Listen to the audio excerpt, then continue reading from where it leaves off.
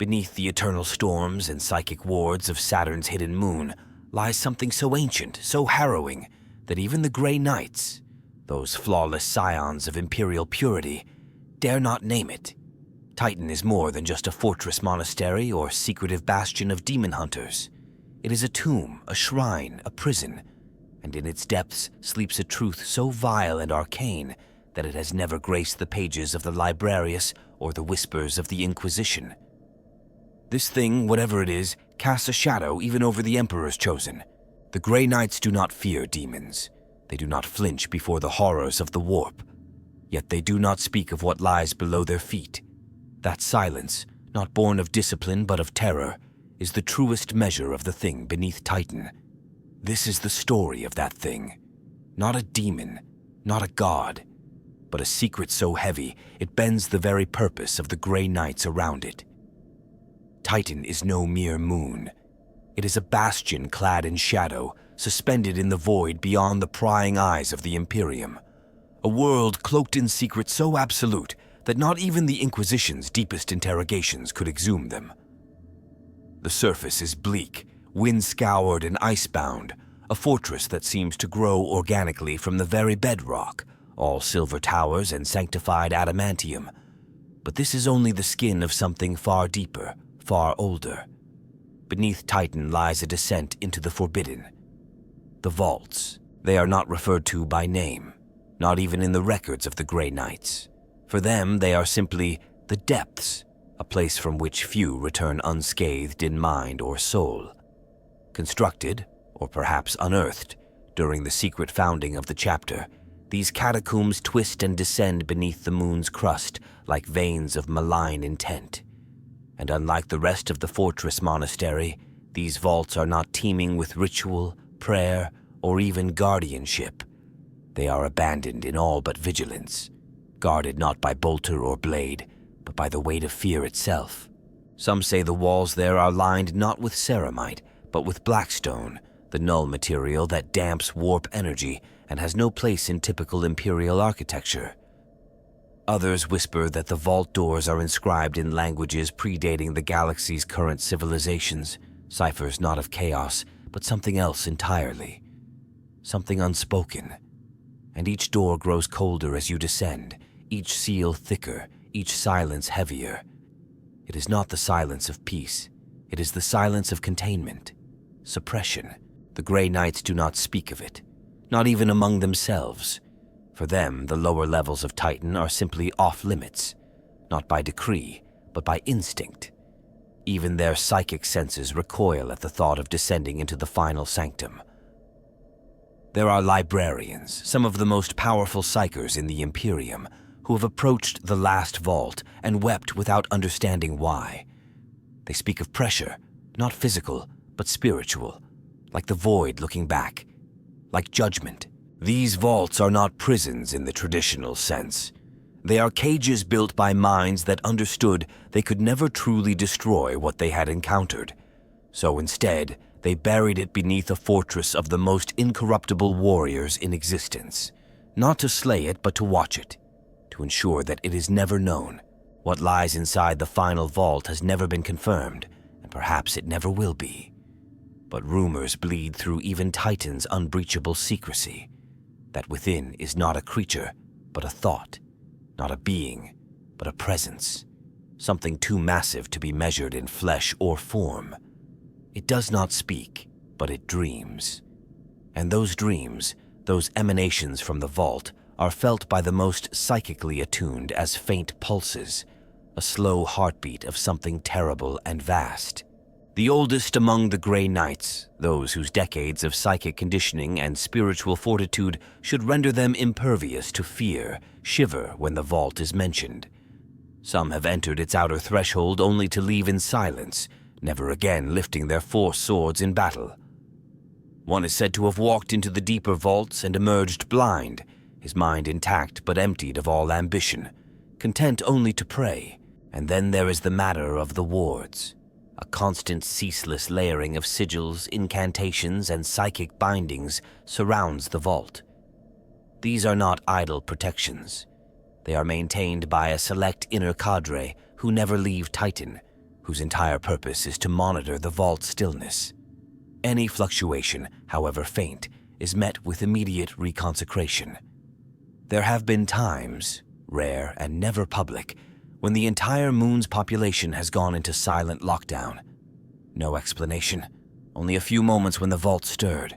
Whatever lies beneath Titan is not just imprisoned, it is entombed in silence, buried in ignorance, swaddled in rituals designed not to banish it, but to keep knowledge from spreading.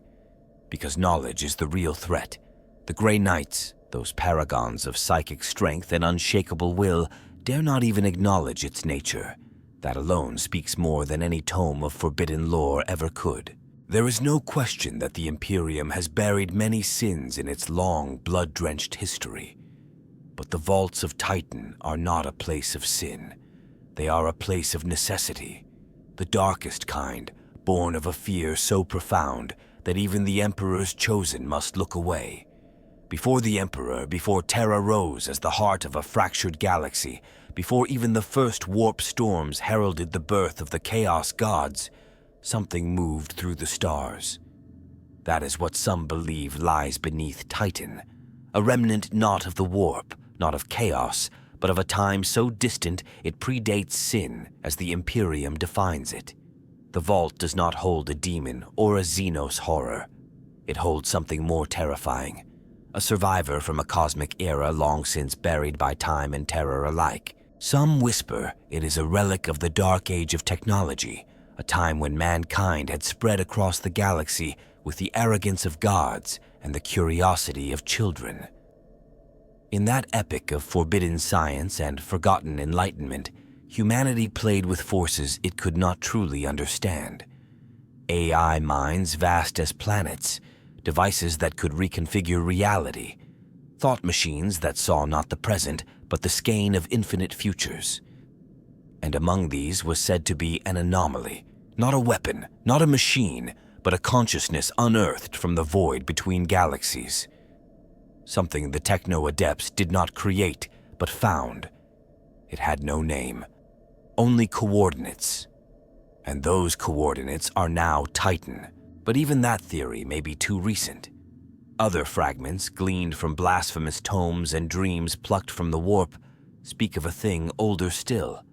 Not created by man, not by any Xenos race catalogued in the librarium, but perhaps one of the first mistakes in the galaxy. A leftover from a failed experiment in consciousness itself. A thing that thought before thought had form. These are dangerous theories, bordering on heresy, and yet they linger in the darkest corners of the Inquisition's hidden vaults, not because they are useful, but because they explain the fear. There are those who believe the thing beneath Titan has no physical body. It is not a creature in any familiar sense. Instead, it may be a concept that gained weight, a memory of an age that should have passed, but did not. This is what makes it so dangerous. It does not seek to corrupt like a demon. It does not hunger like a tyrannid. It simply remembers. It remembers a universe before death, before gods, before the duality of matter and thought. And in its presence, minds begin to recall that primordial terror, as if drawn into a memory that is not their own. The few rogue scholars who dare contemplate its existence have proposed a staggering possibility, that the warp itself may not be the first immaterium. That long before the chaos of emotion and thought birthed the immaterium we know, there was a proto-realm, a deeper, stranger sea from which only fragments remain. And the thing beneath Titan may be one of those fragments, still echoing with impossible laws and alien dreams. If this is true, then its presence is not merely a danger. It is an existential threat, not because it wants to destroy, but because it could unmake the very structure of the psychic universe by existing. These ideas are terrifying, even for those accustomed to confronting demons. The Inquisition tolerates many secrets, but even they rarely touch on this one. Some suspect the Ordo Malleus knows, at least in fragments. A handful of Inquisitors have perished under mysterious circumstances shortly after questioning the Grey Knights about Titan's foundation. Files sealed, witnesses silenced. Each incident isolated, plausible, but the pattern persists. The silence persists. The vault in this light is not a prison. It is a lead-lined casket, not to contain a monster, but to contain a past. A single living artifact of a pre-imperial truth that the galaxy is not ready to remember. That humanity did not rise from primitive apes through divine destiny, but that its soul has always been preyed upon by things far more ancient than chaos. That the warp is only the latest shape of the horror. This view casts the Emperor's entire project in a new and terrible light. What if the Imperium, in all its authoritarian cruelty, is not merely a reaction to chaos, but a wall hastily erected to keep something else out? What if Titan is its keystone, and the Grey Knights its sentinels, not just against demons, but against memory? Because what slumbers beneath Titan may not hate, it may not love, it may not even care, but it remembers, and that alone may be enough to shatter every lie upon which the Imperium is built. The Grey Knights are not mere warriors. They are psychic weapons sheathed in mortal form, forged with the Emperor's secret gene seed and tempered in the blackest crucibles of the Imperium's occult knowledge. But there's a strange, silent feature to their origin that has always puzzled even the most daring of Imperial historians. Why was Titan chosen? A dead moon, lifeless and barren, hidden in the Saturnian shadow. Why build the Imperium's most sacred fortress above something so profoundly empty? Unless, of course, it was not empty at all. The theory that the Grey Knights were born in the shadow of the thing beneath Titan is not one born from idle speculation. It emerges from patterns, suppressed reports, and gaps in the Imperial record that are themselves too purposeful to ignore. These Knights, unlike any other Space Marines, are not simply free of corruption. They are defined by a psychic purity so unnatural that it borders on the miraculous. No other Astartes chapter possesses such uniform psychic strength, such unbroken spiritual cohesion, and that very perfection may be the first clue to the influence of what lies below. There are theories, dangerous, whispered in hidden libraries and never spoken aloud on Terra, that suggest the thing beneath Titan is not merely a presence, but a crucible. That in some terrible, ineffable way, it shaped the minds of the first Grey Knights, not directly but through resonance, through proximity, through its dreaming. That their psychic unity is not wholly the Emperor's doing, but rather a side effect of being forged in orbit of a being or force so ancient and terrible that it homogenized their souls, tuned them to a frequency alien to even the warp itself. This would explain much: why their minds are so shielded, why demons falter before them, why they can wield psychic powers without fear of possession. It is as if they are not entirely of the same spiritual species as the rest of mankind, as though they have, from the beginning, existed in partial alignment with something else. Not chaos, but an older, stranger truth. And perhaps the Emperor knew this. Perhaps he understood that purity, true and enduring, cannot come from divinity alone, that it must be forged in the presence of that which predates corruption. Imagine then the birth of the Grey Knights. 8 brothers selected in secret, souls cleansed and minds flensed of all memory, brought to Titan not just to be trained, but to be changed. What if their psychic rituals, their meditations and soul bindings were not just protective measures, but channels? Not prayers, but harmonics, tuned to the thing below, absorbing just enough of its presence to be reborn as something new. Something that demons fear not because of strength, but because of what that strength echoes. Even the architecture of the fortress monastery reflects this. Its lower levels curve in maddening geometries. Some sections seem to have no logical connection to others, and spatial anomalies have been quietly reported by tech adepts assigned to routine maintenance.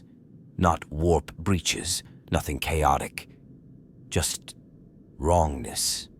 Corridors that twist subtly out of alignment. Rooms where time seems to stretch. A whisper that is never quite a sound.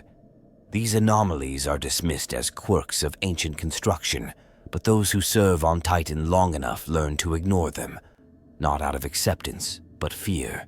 This shaping influence might also explain the curious calm many Grey Knights exhibit in battle. Not coldness, they are not emotionless, but a distance, as if each of them fights not just with discipline, but with the unshakable certainty that they are echoes of something larger. There is no fire and brimstone faith, no furious zeal. There is only purpose. The grim, absolute clarity of a being who has seen something so vast, so final, that all lesser horrors lose their power. And what of those who falter? For surely not every aspirant can bear the resonance. This too is hidden. Failed initiates are never seen again. Records are scrubbed, their names unspoken. Some say they are taken below, offered as quiet sacrifices, or absorbed into the psychic wards that maintain the prison beneath. Others suggest they are not slain, but repurposed, hollowed out into vessels, spectral sentinels that guard the vault without ever seeing it. In this light, the purity of the Grey Knights is not a gift, it is a price. They were not merely shaped by the Emperor's will, but by proximity to a truth so ancient that it burned away all lesser possibilities. They were forged not in the fires of virtue, but in the shadow of something too large to lie, something that stares not with malice, but with memory. And to stand in that gaze and survive is to become something else, something that cannot be corrupted, not because it resists the warp, but because it remembers a time before the warp had teeth.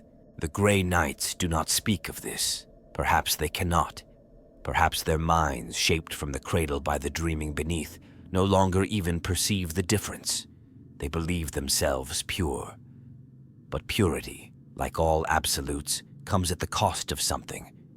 And for them, that cost may be knowledge, traded away in silence, so that the galaxy could have one weapon truly beyond temptation.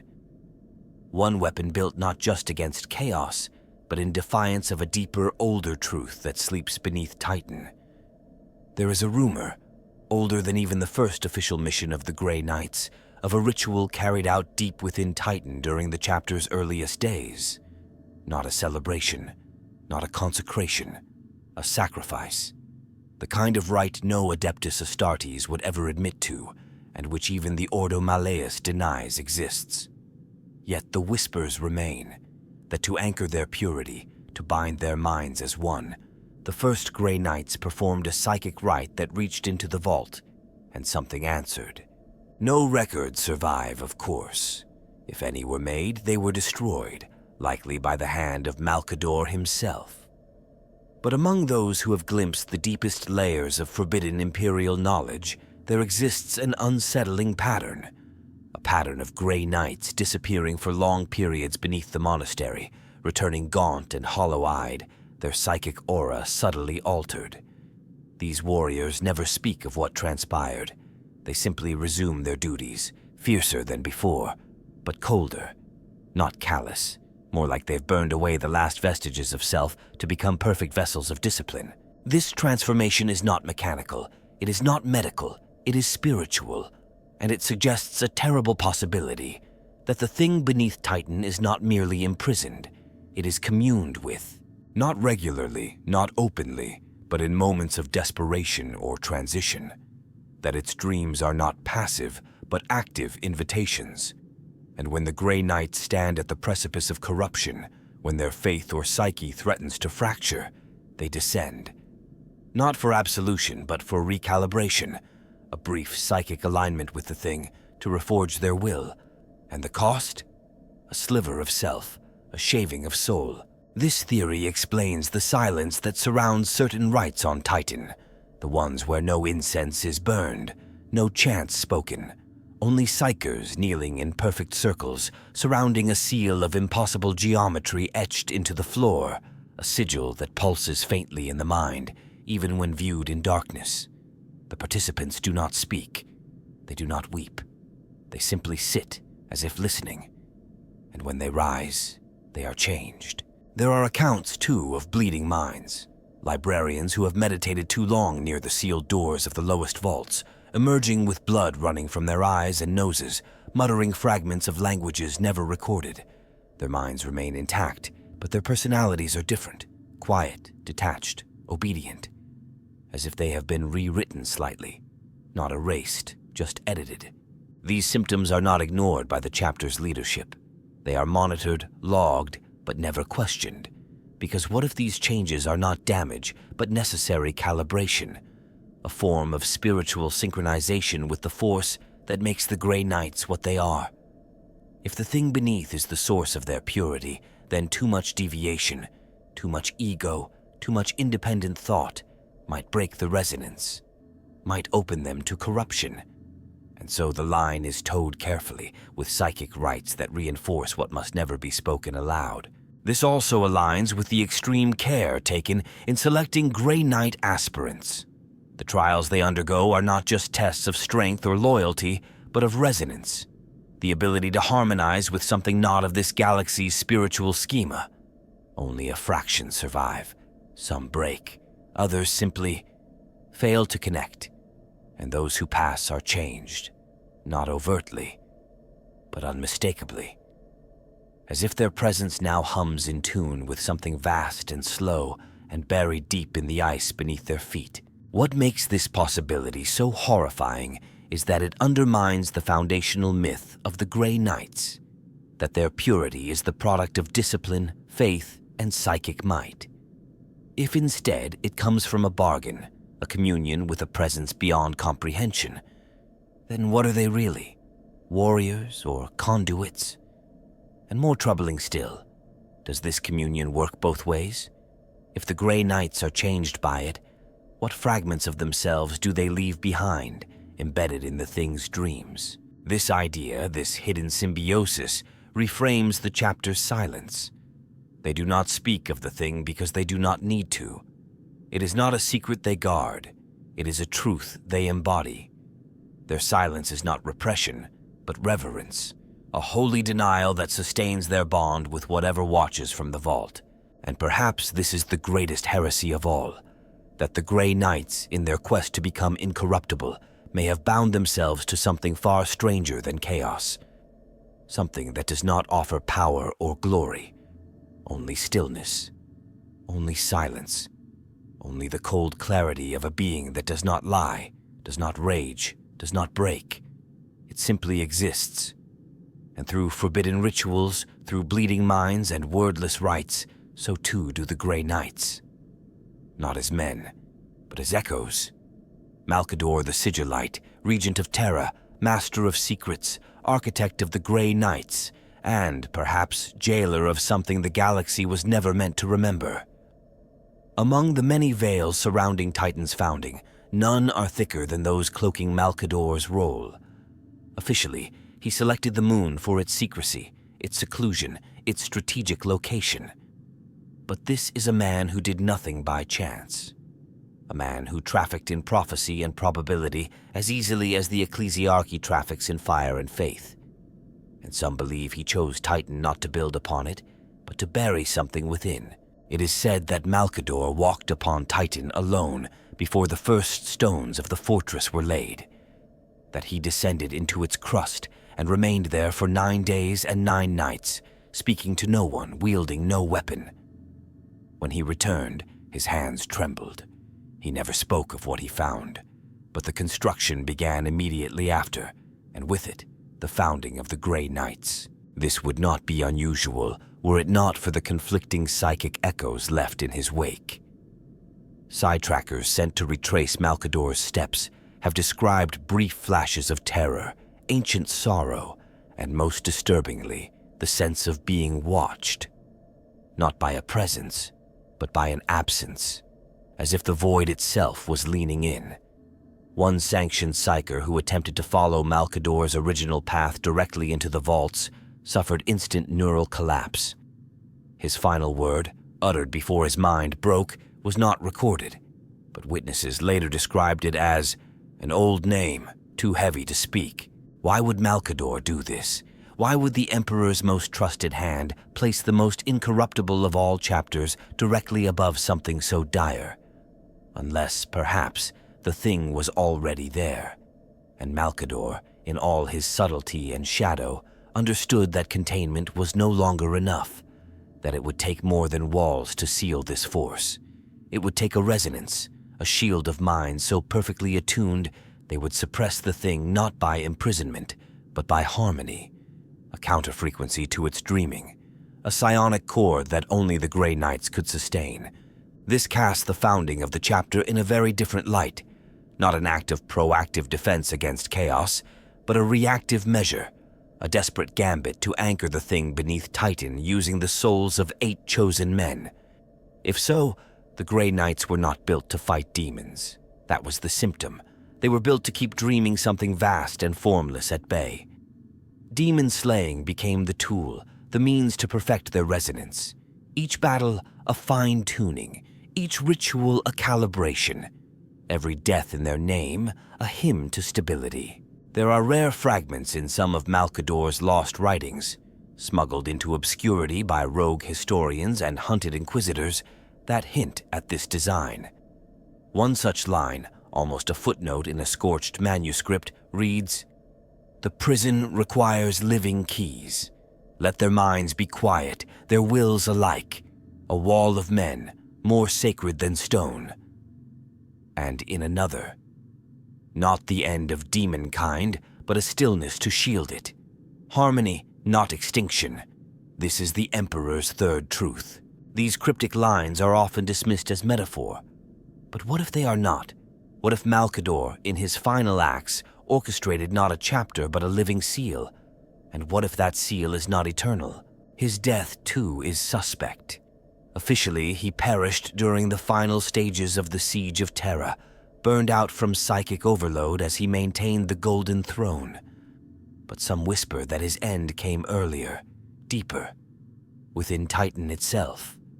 That his psychic form was entangled with the thing, used to weave the initial binding. That what died atop the Golden Throne was only a shadow, the last breath of a man who had already given himself to a silence deeper than death. If true, this would mean Malcador sacrificed not just his life, but his identity. That he poured his essence into the binding, becoming part of the resonance that sustains the vault's containment. This would explain the strange psychic chill noted in Titan's lower chambers, a presence that is not malevolent, but watchful, a shadow that does not move.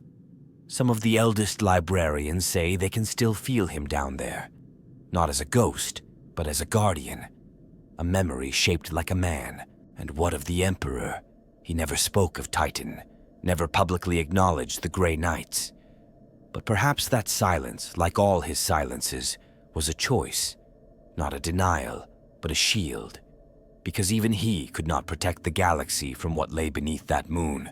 Only Malcador could.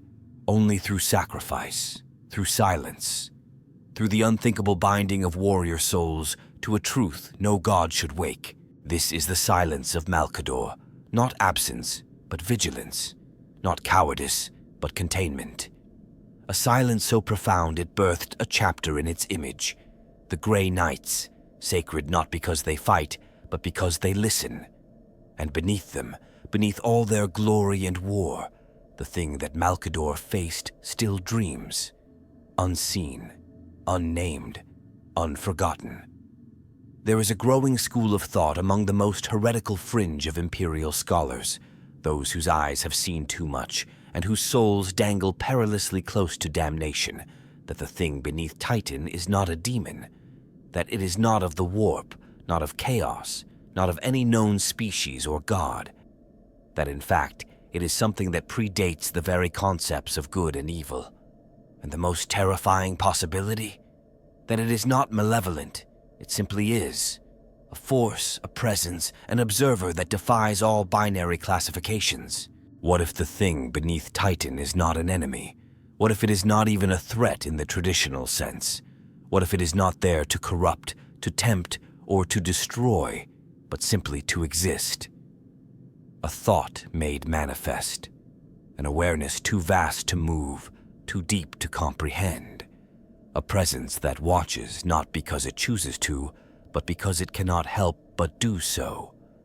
And in that watching, The very shape of reality becomes warped around its silence. This would explain why the Grey Knights do not speak of it, not out of fear, but out of reverence.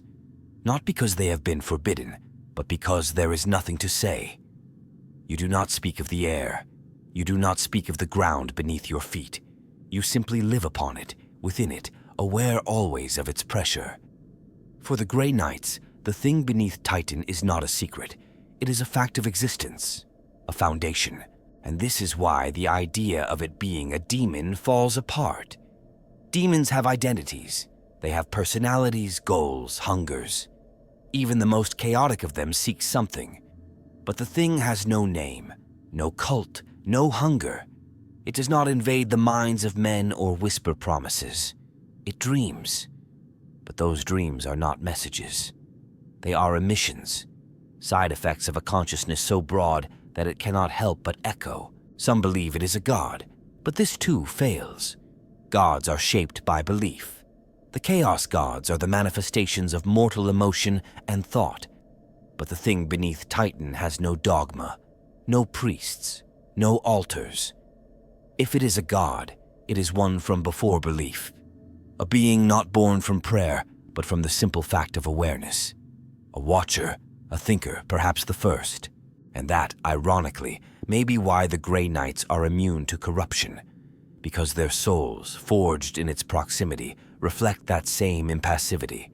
They do not crave, they do not doubt, they simply act, not like zealots, not like heroes, but like instruments, like thoughts given form, as if the thing beneath has stripped from them all the weakness of ego, not as a punishment, but as a reflection.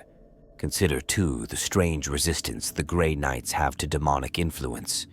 Is it power, or is it emptiness? Perhaps they are not stronger, but quieter. Souls that do not echo in the warp, minds that do not flare with need or fear or desire. The kind of minds a demon cannot hook into because there is nothing to grab, like trying to whisper to a stone. This view redefines the relationship between the Grey Knights and the Thing. Not prison and prisoner, not warden and threat, but mirror and subject. That the Thing watches them because they are part of it, because in binding it, they have bound themselves. And in this quiet horror lies a greater truth. Perhaps the Grey Knights are not its jailers. Perhaps they are its continuation, its children, its voice armored and weaponized, moving through the galaxy to observe, to act, and to maintain the balance. If this is so, then every demon they slay is not an act of war, but an act of silence, a gesture to maintain the stillness of the world. They do not destroy chaos because they hate it. They destroy it because it is noise, and in their silence, they echo the stillness beneath. This is why they do not talk about the Thing, not because they fear it, but because they understand it, because to speak of it is to misunderstand it, to diminish it. It is not a secret. It is a constant, the beating heart beneath Titan, the unmoving eye that does not judge, only watches. The demon that wasn't, because it never needed to be, and perhaps that is the truest horror, that beneath all the fire and fury, the gods and monsters, the wars and screams, lies a thing that simply exists, unmoved, unbroken, unspeaking. The quiet reminder that not all terror comes from hatred. Some comes from the deep, slow gaze of something too large to feel, too old to care. Titan is not silent by nature. It is kept silent. Beneath the layers of sanctified steel, blackstone-infused halls, and psychic wards carved into the bedrock, there is a constant, unseen war being waged, not against demons, but against entropy, against awakening, against the simple, terrifying concept of motion. The vault does not remain sealed by faith alone. It remains sealed because there are those whose entire lives are spent maintaining that seal, and still, it sometimes trembles. These tremors are not seismic. They do not shake stone or shatter glass. They are subtler. A momentary flicker in a librarian's vision, a sudden temperature drop in a sealed archive. The sense, reported simultaneously by dozens of psychers across the fortress, of being observed. not malevolently, not even consciously, but as if they had accidentally drifted into someone else's dream. These events are recorded, categorized, and quietly dealt with. Re-sanctification rituals are performed, new wards are laid, entire wings of the fortress are psychically scrubbed. But the Grey Knights never speak of these moments afterward. They do not discuss them in the reclusium or the halls of the Librarius, because to speak of it is to feed it, not power, but attention. And attention to the thing beneath is resonance. The wards themselves are not mere symbols or sigils. They are psychic constructs, constantly sustained by the minds of the most powerful and most damaged among the Grey Knights. These are warriors who no longer fight. Their bodies are broken, but their minds burn like beacons. They sit in eternal meditation, their thoughts lashed together into a lattice that presses down upon the vault. They dream not of battle or faith, but of stillness, of nothingness. Their entire psychic effort is devoted to imagining a world where the vault does not stir. Their minds are the silence. These efforts are augmented by layers of forbidden technology. Blackstone pylons from the Necron Wars, repurposed psychic inhibitors from the Dark Age of technology, devices scavenged from dead Xenos empires and re-engineered by the Ordo Malleus. Every tool of suppression that can be safely contained is repurposed to hold the thing, and still, it sometimes stirs. The most chilling aspect of this containment effort is how fragile it truly is. Not mechanically, the vault is impregnable, but spiritually, psychically. The entire edifice of containment depends on continuity, the seamless, unbroken maintenance of stillness. A single fracture, one failed librarian, one momentary lapse in concentration, one misinterpreted ritual could cause a ripple. And ripples are what the thing responds to. Not threats, not violence, but change, disruption.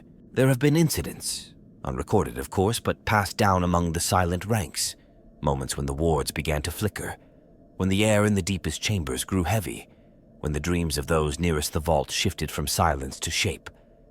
They do not describe what they see, only that they wake with blood on their faces and tears they do not remember shedding.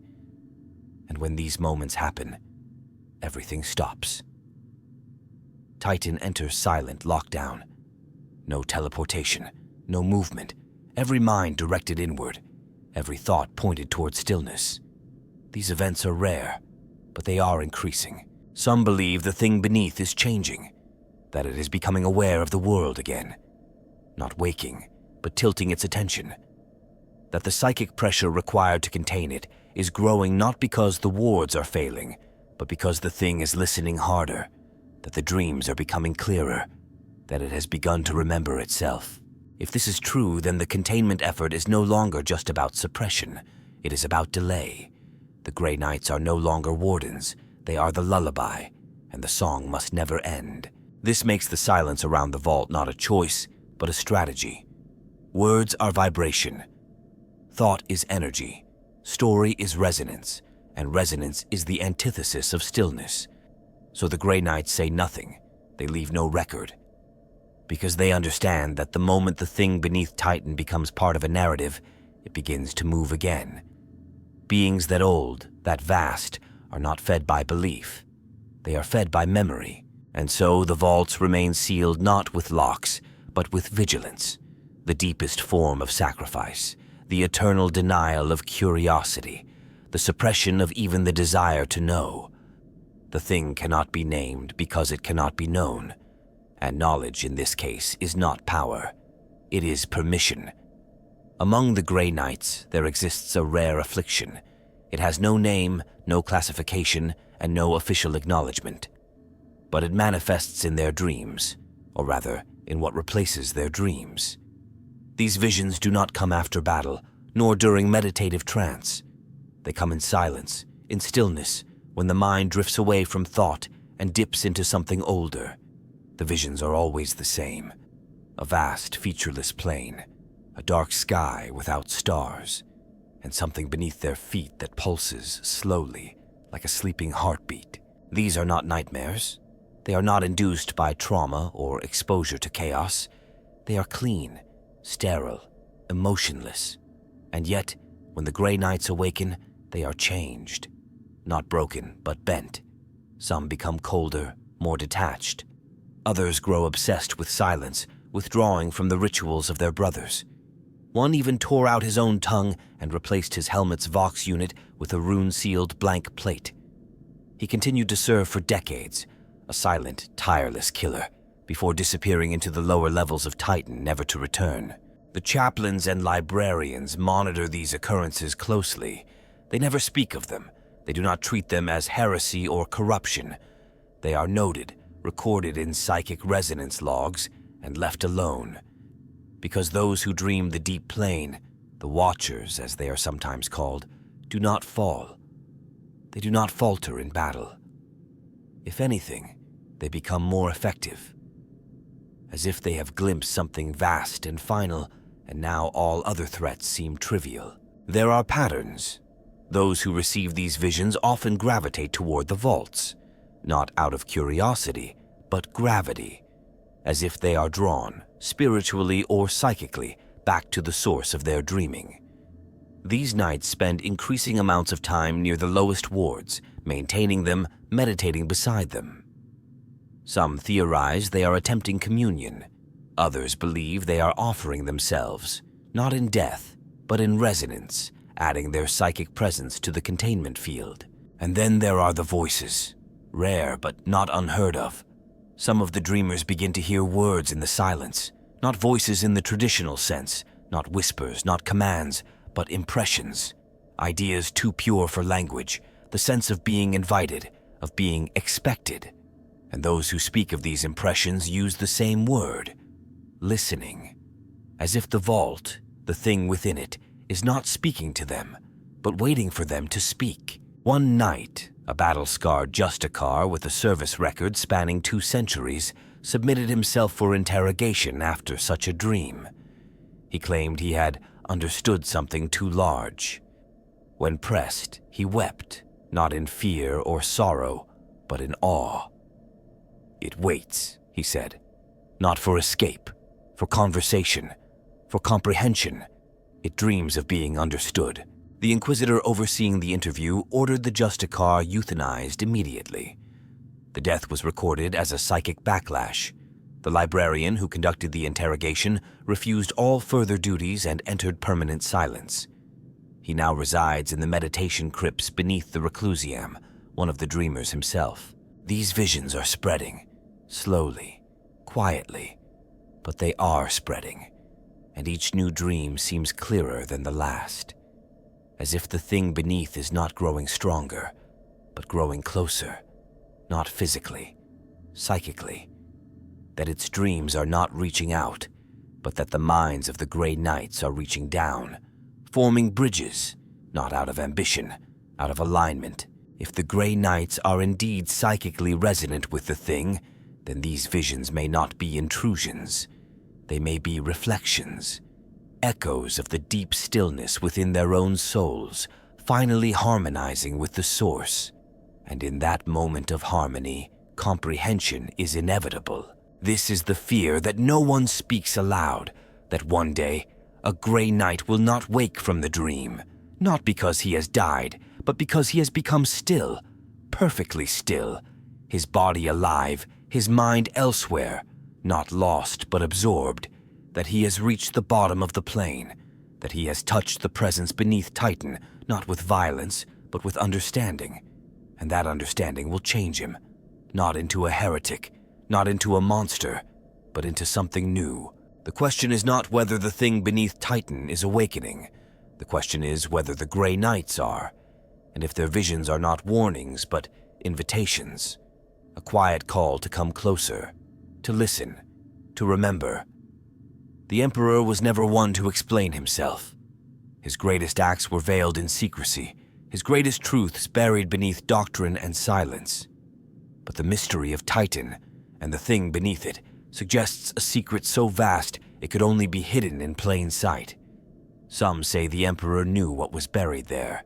Others go further, suggesting he allowed it to remain, not as a failure, not as a threat, but as a part of his plan. A bargain struck in silence, a pact older than the Imperium. This idea begins with a simple truth.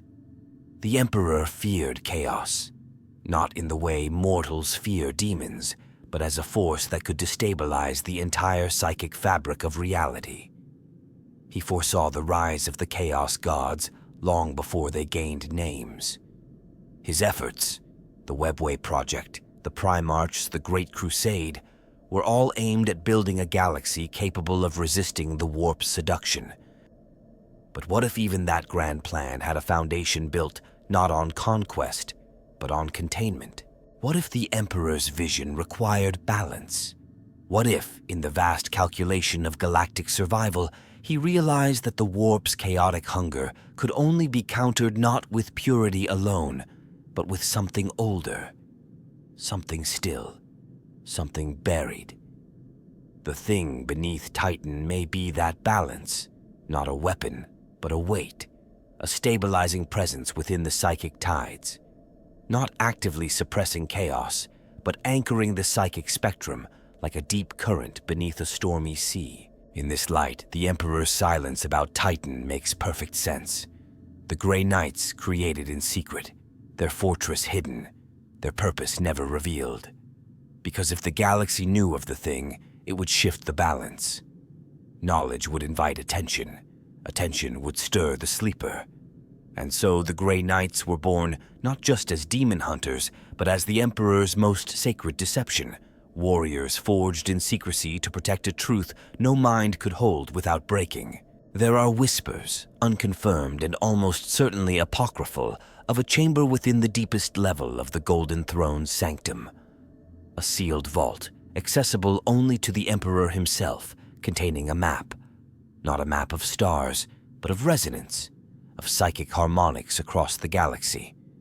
And at the heart of it, a single point, Titan, pulsing with a frequency too precise to be natural, as if something there was being tuned, not to a signal, but to a silence. The Emperor was not merely a conqueror. He was a scientist, a sorcerer, a philosopher king. He understood the nature of gods. He sought to become one not through worship, but through understanding. And perhaps, in his endless probing of the warp, he found the thing beneath Titan, not as a threat, but as a constant, a fixed point in a psychic ocean. And rather than destroy it, if such a thing were even possible, he chose to bind it, to integrate it into his designs. The cost was enormous. Malcador sacrificed, the Grey Knights altered, a moon turned into a fortress prison temple, but in exchange the Emperor gained a fulcrum, a pivot upon which the galaxy might be balanced. Not perfectly, not forever, but long enough. Some believed this was the true reason the Emperor could not leave the Golden Throne. Not just because he must keep the Astronomicon burning, but because the balance requires his will. That the containment of the thing is a tripod, the vault, the Grey Knights, and the Emperor himself. Remove anyone and the equation fails. The resonance unravels, the sleeper stirs. This theory recontextualizes the Emperor's failure. He did not lose at the Siege of Terra. He completed his task. His body broken, his mind fragmented, but the seal held. The thing beneath Titan remained still. And in that stillness, the galaxy endures. But this bargain cannot last forever. The Emperor fades. The Golden Throne decays. The Grey Knights fight and fall, their numbers stretched thin. And through it all, the thing dreams.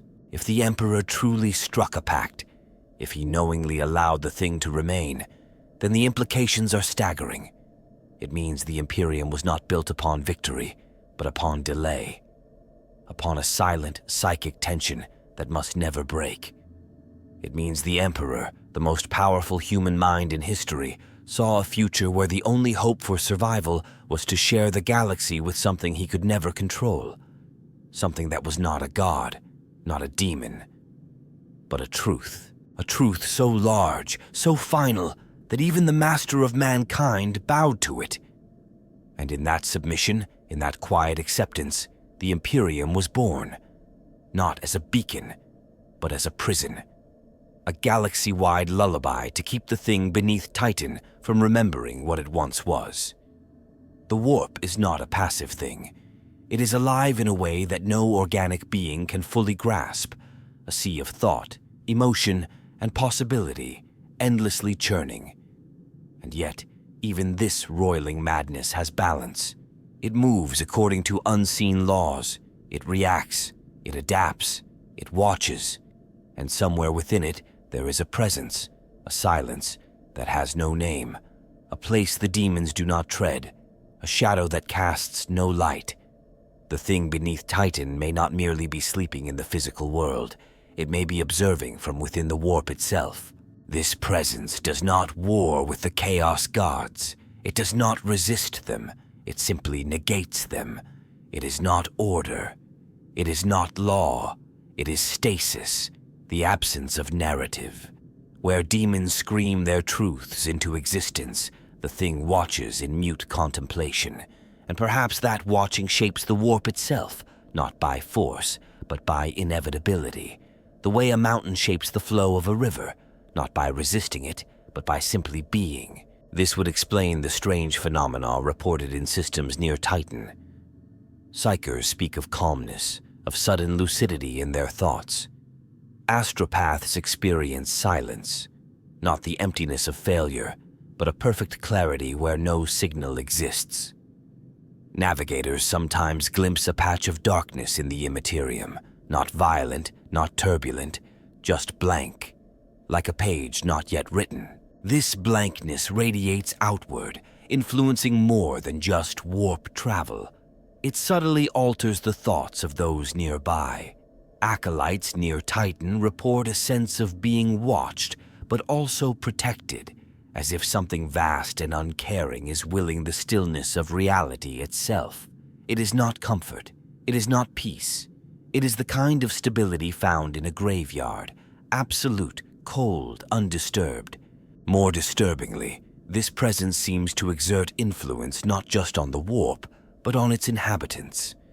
There are documented, though heavily redacted, reports of demons faltering when nearing the vicinity of Titan.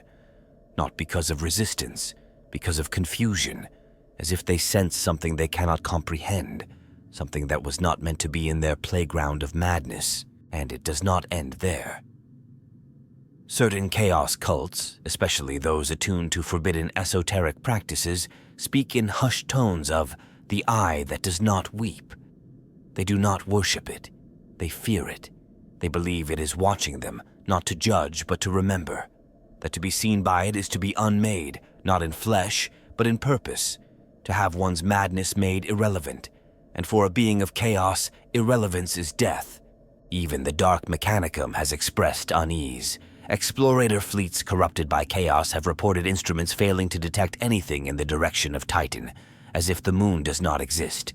Data loops, time glitches, navigational systems refuse to lock onto coordinates. One Magos declared Titan, psychically phase-locked to a frequency incompatible with God thought. He was silenced by his peers, but his notes survive, hidden in encrypted scrap code deep within Heretic archives. This suggests that the thing beneath Titan may be more than an entity. It may be a counterweight, a foundational point in the warp structure, like a psychic blackstone monolith holding reality together by existing outside its rules. A null idea, a thought too still to ripple. And the Grey Knights, in their endless war, may be the movements of that thought, its antibodies correcting noise wherever it grows too loud. If so, then the warp itself is not merely chaos. It is dual, a coin with two faces, one of madness, one of silence. The Chaos Gods are the chorus. The thing beneath Titan is the pause, the rest between notes. And the Grey Knights are the measure that keeps time. This redefines everything we know about the warp. It is not a battlefield of gods. It is a balancing act between awareness and oblivion. The warp stares back, yes, but so does something else. Something older, something colder, something that remembers a time before the warp screamed its name. And that presence, that watcher beneath Titan, may be the only thing stopping the warp from consuming reality. Not by force, but by being the part of the song that never plays, the silence that makes music possible. The Grey Knights are the most incorruptible warriors in the galaxy, not merely because of their discipline, training, or psychic strength, but because of what they guard. And yet, no record in the Imperium's vast archives fully explains why they maintain such absolute secrecy, not even from the Inquisition, not even from each other. The truth is not just dangerous, it is corrosive, it is viral, it spreads not through speech, but through understanding. And that is why they never talk about the thing beneath Titan. It is not forbidden, it is unspeakable, not by decree, but by nature. The thing beneath Titan is not a truth to be suppressed. It is a presence that reshapes the mind. To know of it is to be infected by its stillness. To understand it is to lose the ability to see the galaxy the same way again. For the Grey Knights' silence is not strategy, it is containment. They carry the weight of that silence in every battle. While the world sees gleaming silver giants smiting demons with righteous fire, what the Grey Knights feel is a much colder truth, that each battle is not about victory, but preservation. Each dead demon is a note erased from a growing dissonance. Each mission is another page kept blank. They do not kill for glory or vengeance. They kill because the alternative is noise, and noise risks awakening. This is why they refuse to allow records to be kept, why they wipe the memories of those who witnessed them, why they execute allies who have seen too much. Because the more people know of the thing, the more likely it is to be remembered. And memory is the first step toward resonance. The Ordo Malleus, even with all its reach and power, only knows fragments, and it is designed that way. The Grey Knights allow the Inquisition to believe they serve its will. In truth, they serve something older, something deeper. Their true loyalty is to the silence, and to speak of it would be to betray not a command, but a resonance, one that must remain unbroken.